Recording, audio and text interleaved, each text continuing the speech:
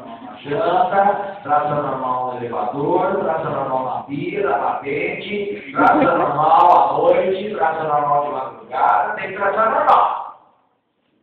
E ela é perpendicular. A Suzu perfeita. Então eu pego o raio de luz aqui. Raio de luz incidindo na superfície da placa de vidro. Raio incidente.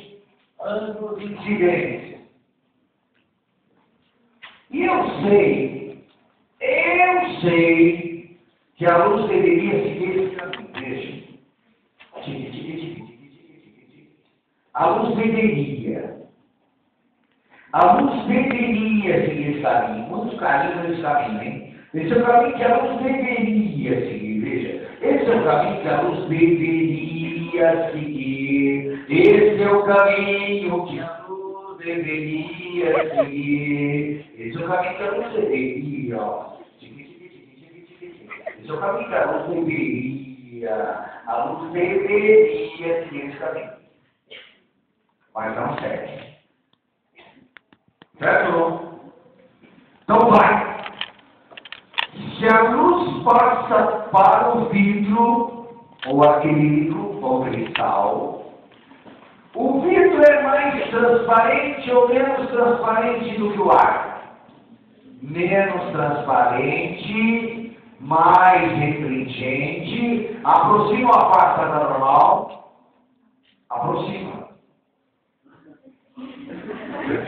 Se a luz passa para o meio mais refletente, aproxima da normal. Menos refletente, afasta da normal. Mais refletente, aproxima da normal. Menos refletente, afasta da normal. Mais refletente, aproxima da normal. Menos refletente, afasta da normal. Mais refletente, aproxima da normal. Menos refletente, afasta da normal. Mais refletente, aproxima da normal. Menos refletente, afasta da normal. Mais refletente, aproxima da normal. Menos refletente, afasta da normal.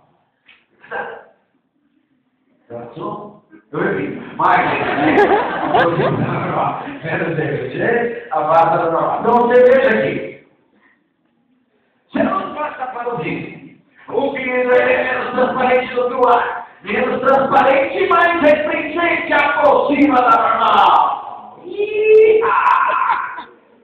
Então, Pudim, voltando ao estado fundamental, esse ângulo aqui, ó, é o I. Que ângulo é esse? Esse ângulo. Ó. Que ângulo é esse? Não, desculpe, isso aqui é o R. Estou delirando. Isso aqui é o R. Então, que ângulo é esse aí? O desvio. Se é o desvio, pessoal, esse ângulo é o I menos R. Então, agora eu traço a outra normal aqui. Perpendicular à superfície. Então, essa aqui é a normal 1, essa aqui é a normal 2. 90 graus, 90 graus.